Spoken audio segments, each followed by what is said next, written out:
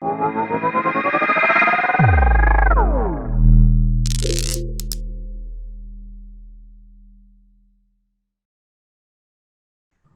thank you very much for the introduction.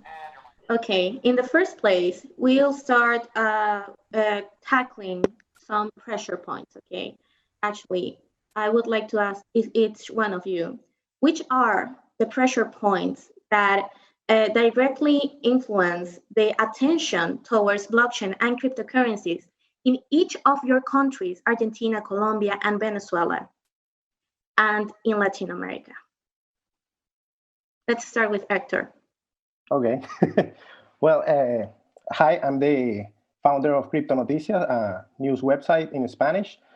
I've been in the space since 2013, and I believe that people look or use Bitcoin in Venezuela, Argentina, and Colombia for different reasons. In the first place, in Venezuela and Argentina, people are trying to protect their savings, their money, and they run to these cryptocurrencies in order to hold their value. But in Colombia, I believe this is not the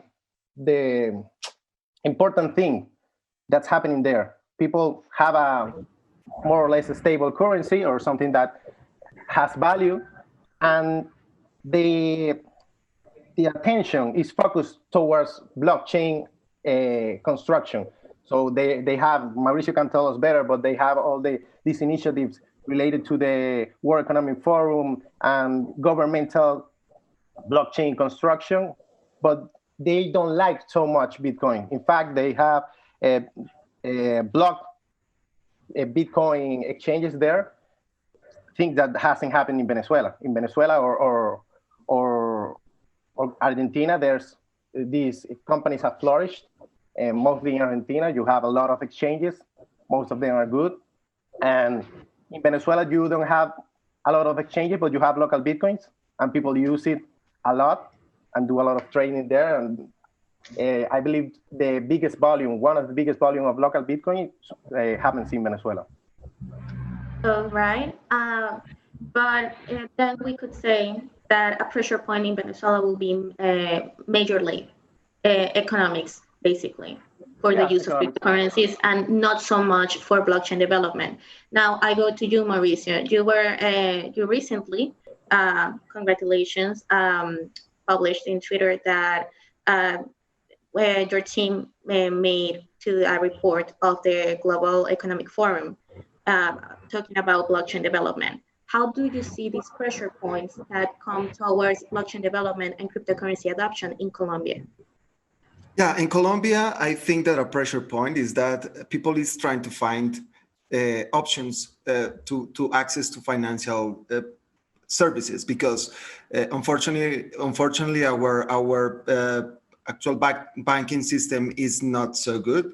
And also another important pressure point is that we're very close to Venezuela, and a lot of Venezuelans comes to Colombia and to other countries, and some of them want to put some money to the relatives in Venezuela, and some of them use Bitcoin to do that. So I think those two very important pressure points are in Colombia, and that's why Colombia normally is the second country behind Venezuela in Latin America using cryptocurrencies in local Bitcoins only.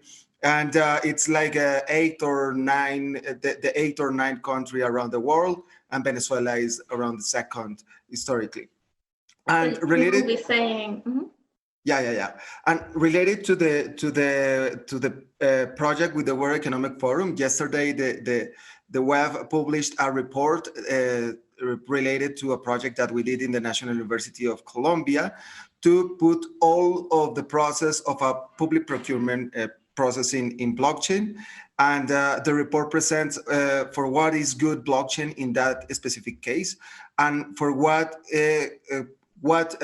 problems or what challenges we faced in the development of the project, and put some or publish some policy recommendation for countries to take in account to develop or to try to do this kind of blockchain-based project for e-procurement.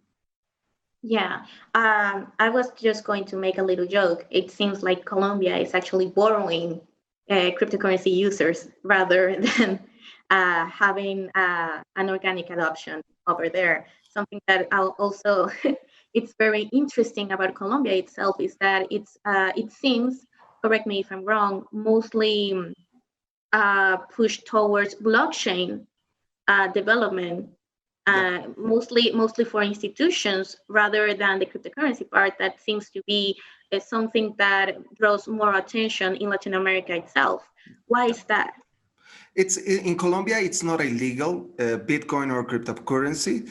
It's just that the financial authorities send some letters to the banks saying that they cannot buy, they cannot sell, they cannot do anything with cryptocurrencies, and that's why the banks didn't open some bank accounts to the exchanges. That's why some exchanges have some problems in Colombia. But it's not illegal for the regular people, for the citizens, or for the private sector. It's just for the financial sector. It's not a law. It's just some letters that the financial authorities send to the banks. But the other public sector say, the financial authority is saying this, so I cannot say something different. So it's not a law. It's not illegal, but it's uncertain right now, actually. Yeah. All right. Now I throw the ball to you, Franco, because right now we are placed because we're both in Buenos Aires, but we will never see each other unless this pandemic is over. um, this is very interesting times in Argentina. We recently just saw a regulation passed from the central bank uh, uh, saying basically that now enterprises must also pay their taxes in Bitcoin and present information of what they are receiving in cryptocurrencies. And there has been a lot going on from the central bank in questions of regulation of cryptocurrencies, right? First off, please tell us, which are the pressure points uh, right now in Argentina for this to happen, at regulatory wise and adoption wise in Argentina? And do you see that this is also affecting blockchain development right now in the country? Okay. Yes. First, I agree with Hector that Argentina, Venezuela are two special cases, very different from the rest of Latin America. The use case is mostly very different. We have a need for cryptocurrencies here. Maybe that needs, some people are using other things besides cryptocurrencies, but there is a need when the people know cryptocurrencies, they can use it. Okay. First, also, it's totally legal to use cryptocurrencies in Argentina, okay? There are many regulations, but it's still illegal. You can do it doing peer-to-peer with exchange. Both things are still legal, okay? But the thing is, what we're starting to see now in Argentina is, first, also a lot of things to know about Argentina. People are not legally able to buy, for example, dollars or euros. You have a cap. You can only buy $200 or a month, or the equivalent in euros or other money from abroad. So people that have needs to buy more because, of course, the peso is devaluating daily. You can. So the people has to use another thing. That other thing means, for example, buying dollars in an informal market, illegal market, technically maybe illegal to do that. So this other market is in cash, okay, in paper, because you can do it with the banks. So what's happening? For example, some people are starting to use stablecoins to buy dollars to escape from the peso. Yeah, this year in Argentina, we had seen a lot of volume, a bigger volume of DAI and USDT.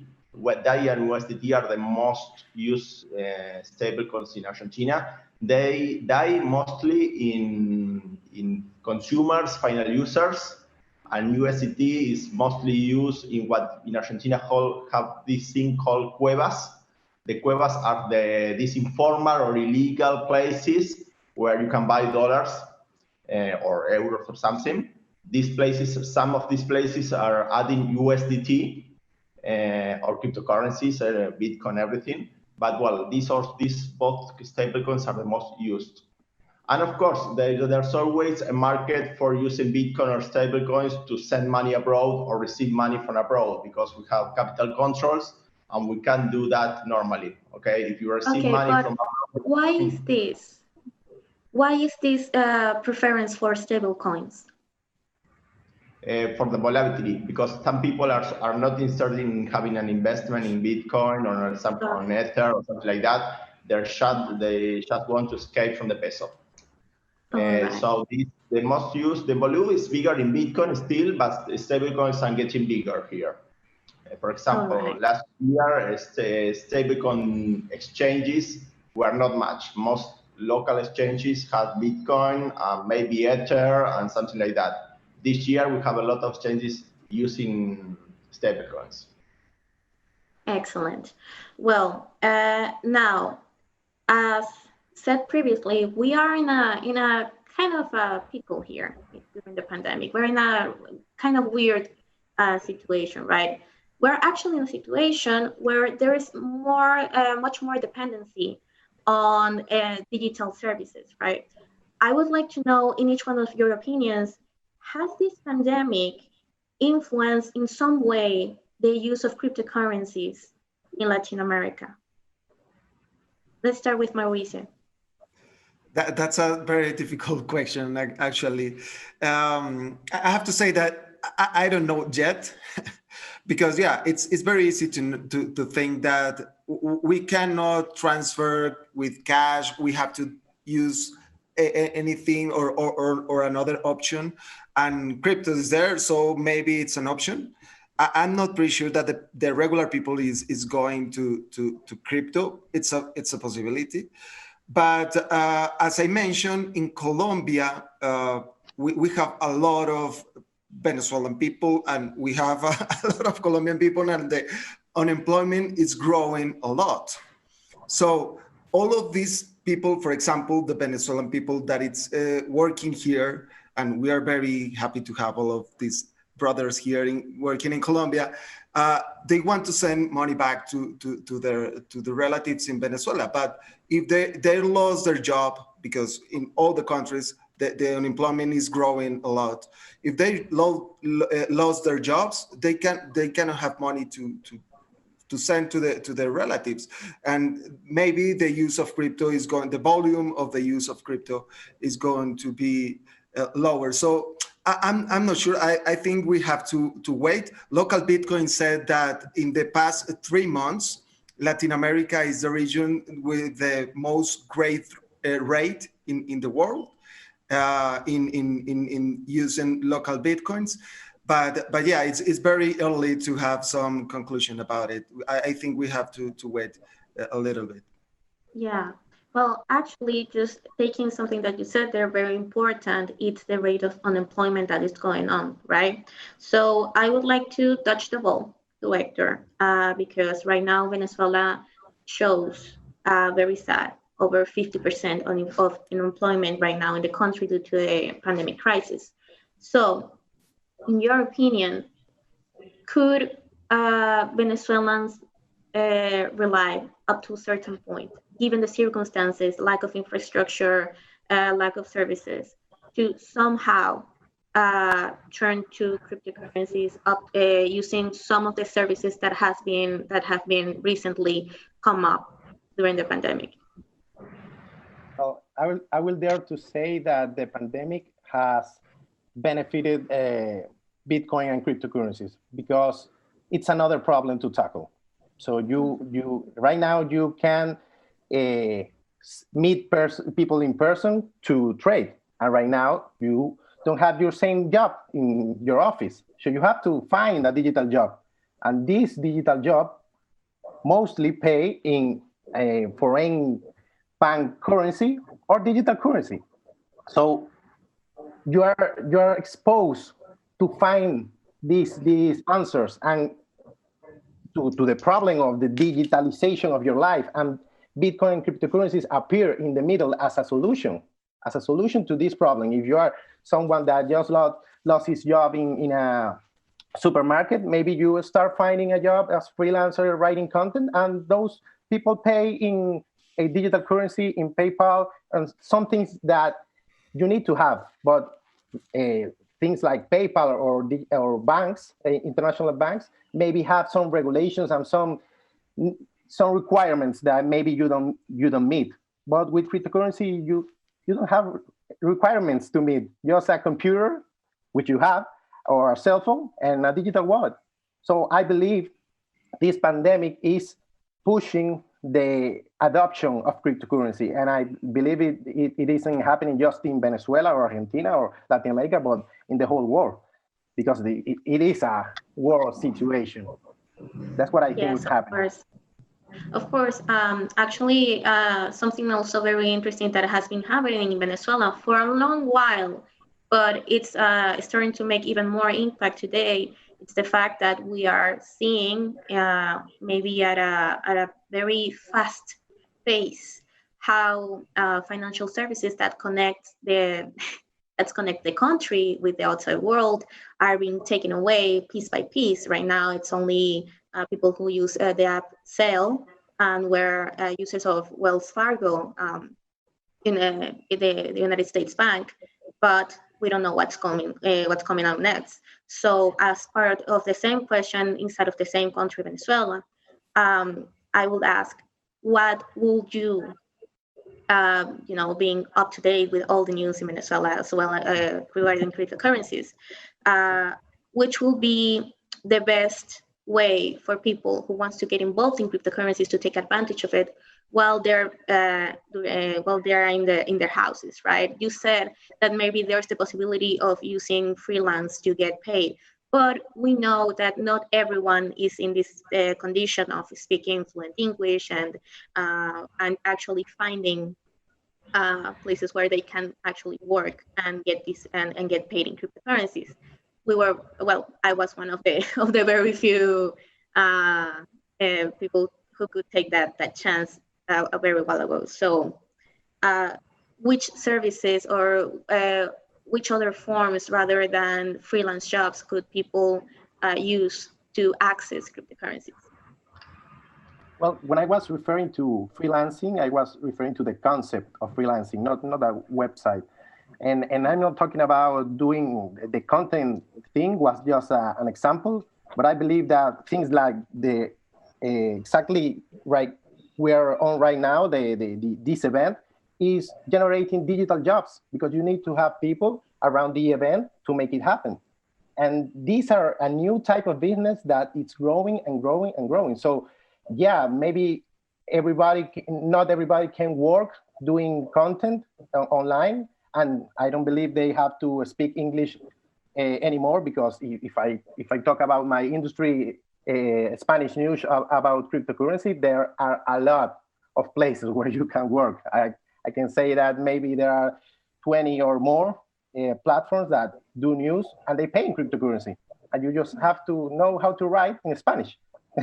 So I believe that there are opportunities, maybe not what not opportunity for everybody right now, but they are creating every day. And things like this event is an opportunity not only to come and talk, but to give work to people that don't have a digital work and need one right now. And cryptocurrencies happen to be in the middle to pay these people. So in regard to the first question you said, I believe that people just need a Bitcoin wallet, a local Bitcoins account, and some time finding and browsing the web to find something that they can do and that can pay them in cryptocurrency. I never took you for an optimistic person, but there you go. This is full of surprises. I am. All right. So right now, I want us to step in maybe a sharp point. we're talking about education now. Education is very important in Latin America regarding cryptocurrencies because, as we've seen, at least in the adoption space, we see that there are a lot of holdbacks yet. So I would like to know, in your opinion, Franco, which are the major holdbacks for the public to start adopting cryptocurrencies in Argentina and what you've seen in Latin America as a whole, and which are the most problematic areas for education in cryptocurrencies today? Yes, I believe what's stopping maybe cryptocurrencies in Argentina is maybe trust. People need to trust them, okay? A lot of people know Bitcoin, okay, but they don't know much of stable coins, for example. They think this can go to zero or something like that. So they are not, many people, they are not used to have their money in crypto, and to trust that money in crypto, not as an investment thing, a short investment thing, but long term. I believe we need to get better in that. I believe that it's not easy for us in the crypto community to explain. It's mostly a history thing. I believe that once the years go by, the people get used. Okay, this is still there. Okay, Bitcoin is still there. I have it. This is stable coin. Okay, I have real dollars. I can change it to pesos, Argentinian pesos every time I want. Yes, I can. A year later, okay, I still can. So I believe it's more a time thing. It's not easy to make people trust in this technology, okay? Because this is money. It's easier to trust in things that are not money. In technology, where because you are doing another thing, but this is your money, your salary. So you need to really trust the thing, and it's very difficult. I do a lot of education in mostly about using Bitcoin. I do tutorials and everything. We have a big Facebook and forums groups with a lot of people. We have a record volume of new people joining forums and groups, asking questions, how I get Bitcoin, how I get stable coins. It's crazy in our forums. We have to add a lot of moderators because there are a lot of people asking the same question, sometimes 5 times a day. Which wallet should I use? And it's make you crazy for moderating that stuff. But we do our best, and we try to the people to have tutorials and everything and guides to be educated about this. But it's difficult, and I believe it's not going to be something from one day to another. It has to be a long time to make the people really use this thing. Excellent. So in this case, in your opinion, because you have plenty of experience as an educator, so in your opinion, and then we go to you, Mauricio, because you're also an excellent educator in this space. But first off, Franco, how those educative initiatives can have even more impact? So maybe you don't go so crazy repeating over and over and over again the same responses. What should education be? Yeah.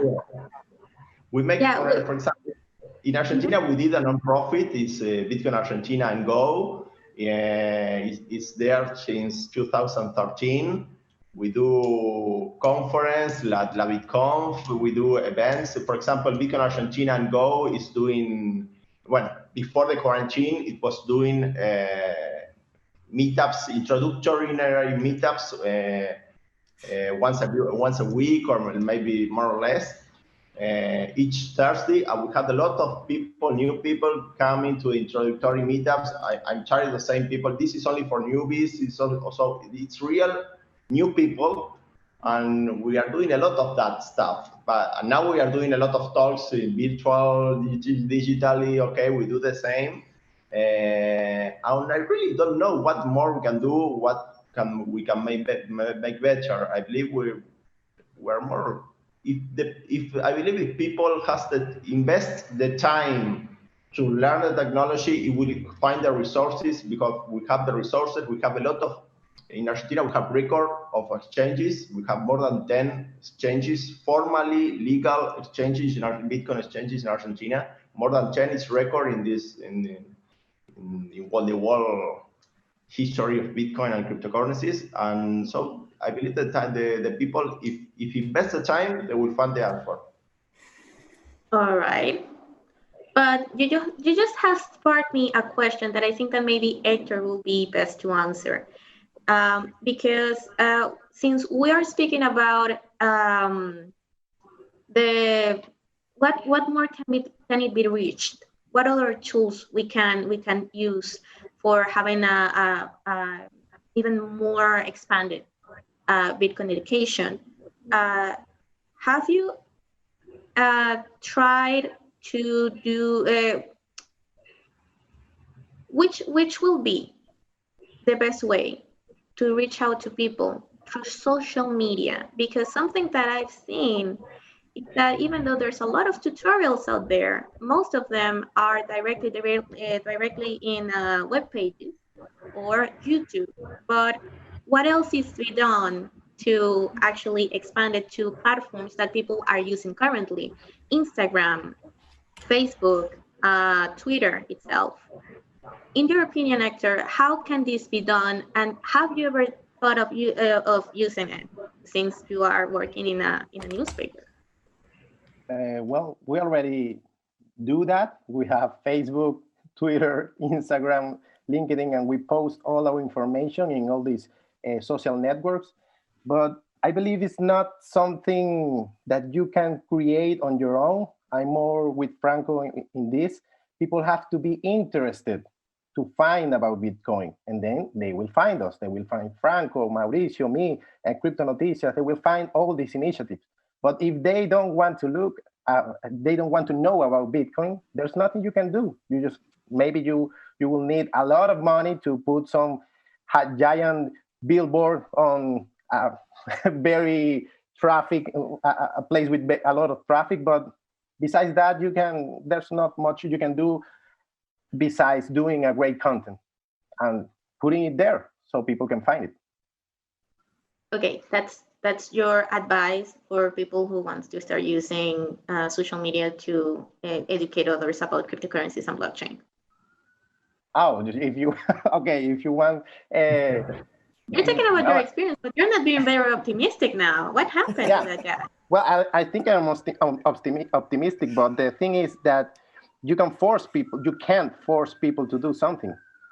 Even if you spam social media with things about Bitcoin, maybe they just don't want it, and they won't.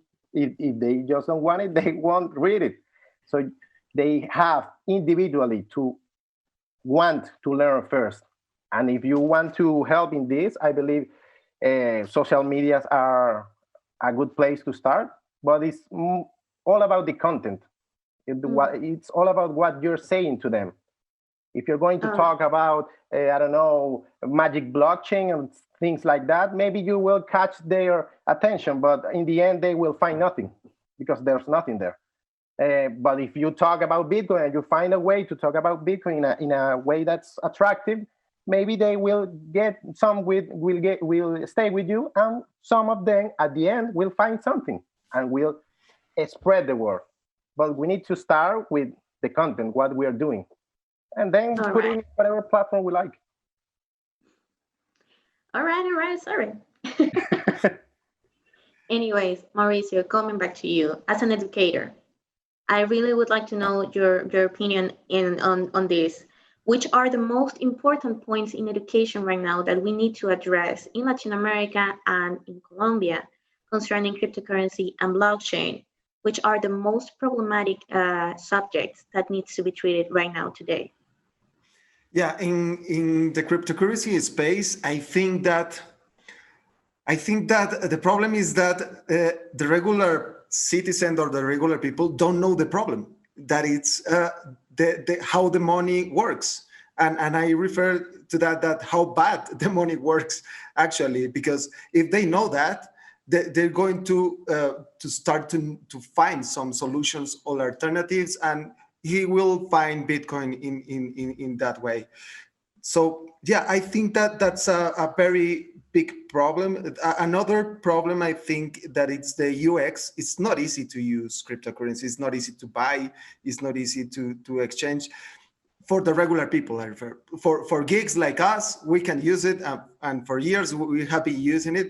It's getting better, the UX, but we have to do it so easy that the people don't know that it's using actually cryptocurrency. That's and I think that it's very interesting that offer of Facebook with the payment system that it's piloting in Brazil, because it's sending just like a picture. It's very easy to use, and I think that in the cryptocurrency space we have to think like that. We have to think how to do it very easy for the people. And in the more blockchain space, I think, and also in the cryptocurrency space, I think that we need to do a very big efforts in education and training in different aspects, mainly in developers, but also in design, also on economics, on business. There is a lot of topics that we have to know to work on blockchain and cryptocurrencies, and we have to invest in the most important thing on this, that is the people, the humans. So we have to invest in that education to develop the best project and to have that adoption that all of us wants. Excellent.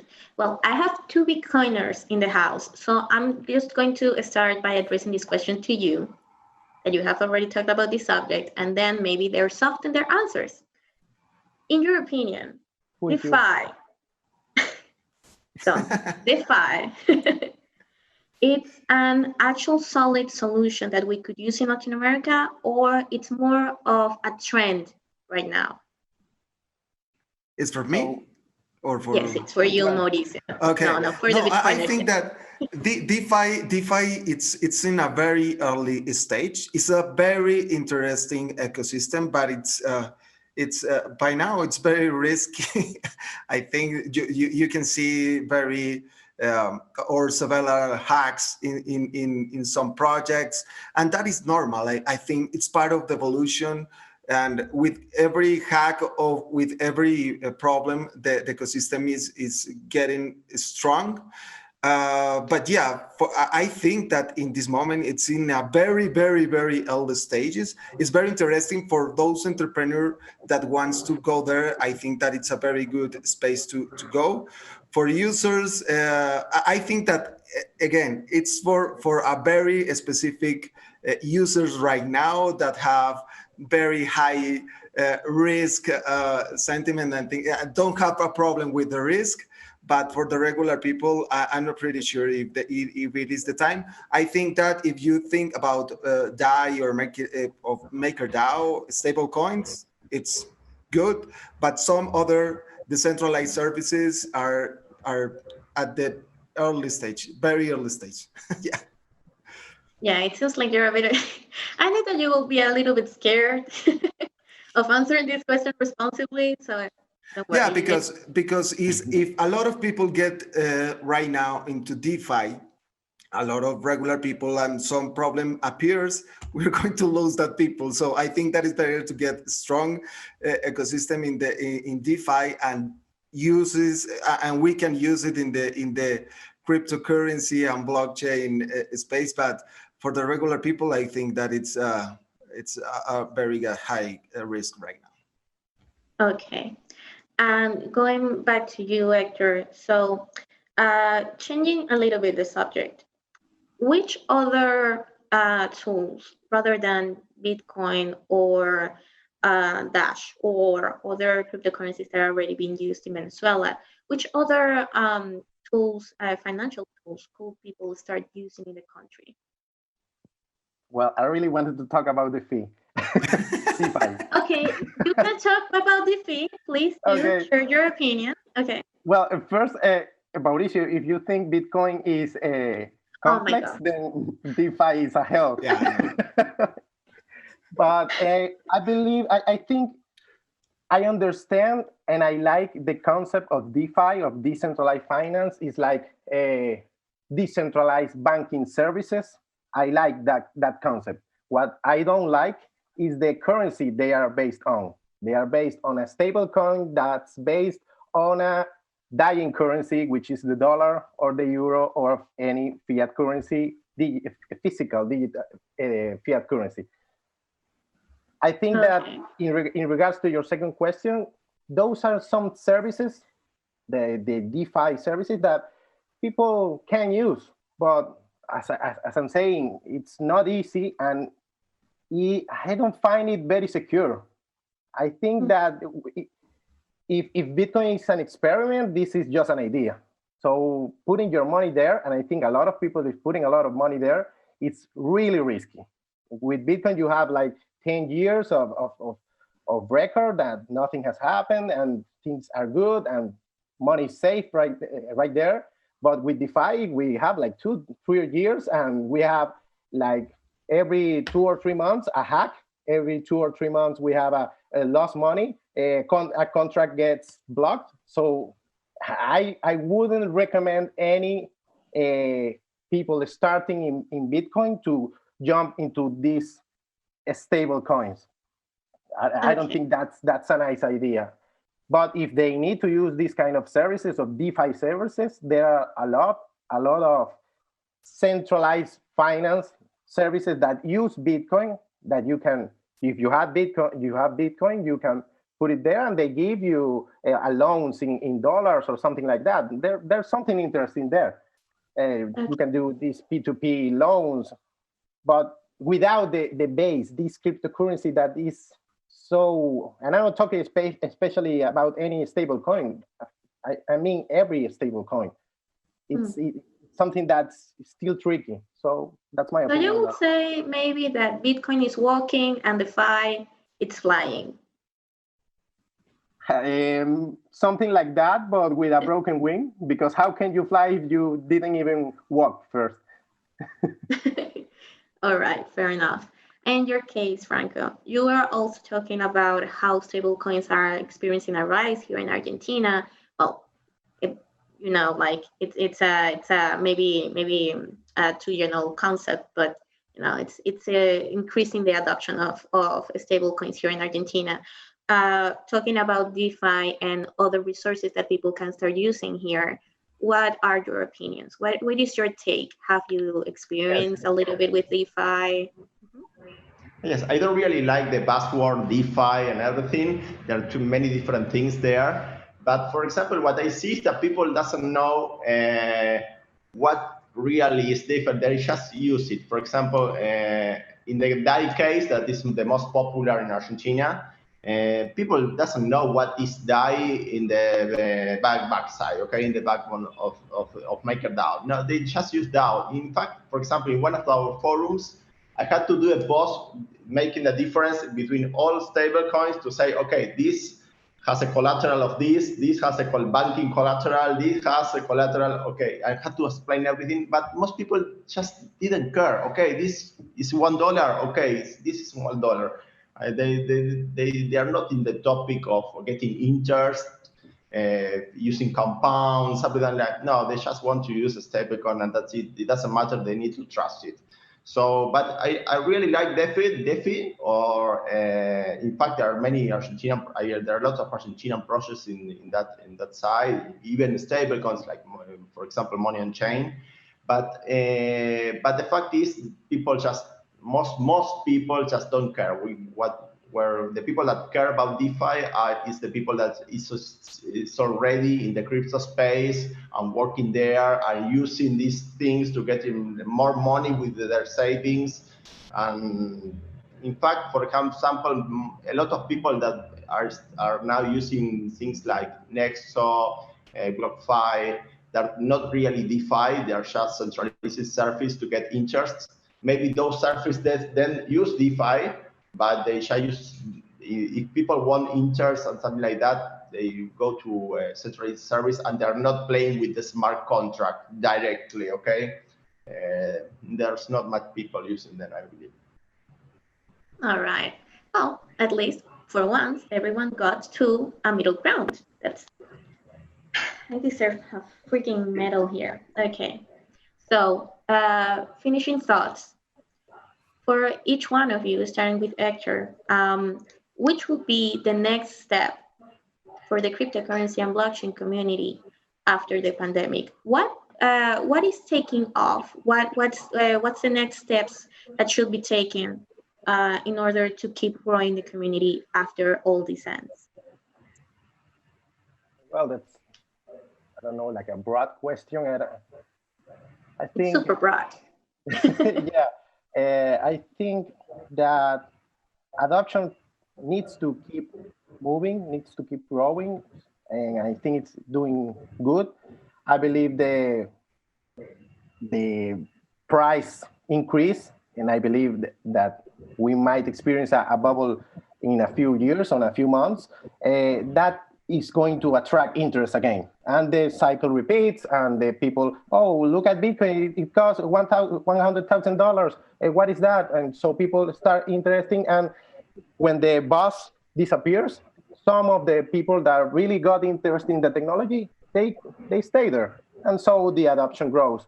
But besides that, I think the big jump could be regulation, a positive regulation. Well, even a negative regulation could help adoption, because if it's thought that you can use Bitcoin, a lot of people is going to use it just to screw the government. So Yeah, just look at Trump. All right, all right. And what do you think, Franco? Which will be the next steps? No, I mostly agree with Hector. Of course, I seen a lot of these bubbles. I think I seen the 2011 bubble, 2013 bubble, the 2017 bubble, and in all those times, there are lots of people that get because of the speculation, and after that, they are still there. In fact, I know a lot of people that started as a speculative, using Bitcoin as a speculative asset, and now they are using Bitcoin to move money from one country to another country, using exchanges buying in one country because we have capital controls. So they buy Bitcoin in Argentina, they send it to, for example, to Kraken, and they send from Kraken to using SEPA to a bank account in Europe. In fact, many people in Argentina, freelancers, we talked about this before, but are getting digital bank accounts from people, from services like N26 in Europe, and because they need to send money to a bank account abroad, and they use this service, and they're using Bitcoin, they're using or stablecoins or crypto. They go to an exchange, for example, in USA, most people are Argentinians with bank accounts in USA. Most people are using EatBit or Sex.io because they don't ask for a social security number, because Argentinians don't have an American social security number, of course. And in Europe, there's a lot of people using N26 Bank and other digital banks. So I've seen a lot of volume using as a temporary asset in crypto to move money, to jump what we call here the cepo, the blockade, to jump the blockade using crypto and move money in different bank accounts. And I see that happening a lot in Argentina and going on. Okay, and now we move to Colombia. Which will be the next steps, at least from the side of an educator inside of the University of Colombia? How does this move forward? Yeah, I just want to mention about the post-COVID scenario, that we don't know what future scenario we will have, but the data showed us that a lot of countries is having a really bad time. So it's very, very possible that we will find that we will have a financial crisis, and I think that a lot of currencies is going wild, and the people, for the first time in the history, or for the past, I don't know, for 100 years, will have some different options to go. No, they don't have the local money or the dollar that will be banned, and they can use it like in Argentina or in Venezuela. They can go to other options, and not only Bitcoin. There is DAI, and also they can go maybe in the future for Libra or for central bank digital currency. I think that it's very interesting. that future is very interesting, because for me, options for the users is the better in the market. We have been for 4 centuries when there was a monopoly, and for the first time it's going to change. So for me, that is very it's very interesting. It's not good because a lot of people is going to suffer a lot of pain with this crisis. Any crisis is good, but I think that it's going to be very interesting, and I think that it's going to be an opportunity for the cryptocurrencies. Well, excellent. Well, guys, we made it. Only 1 minute passed. Thank you so much for this panel and for your time. Thank you for inviting Thank you me. very much, Diana, and Diana. Franco and Hector. Thanks all of you.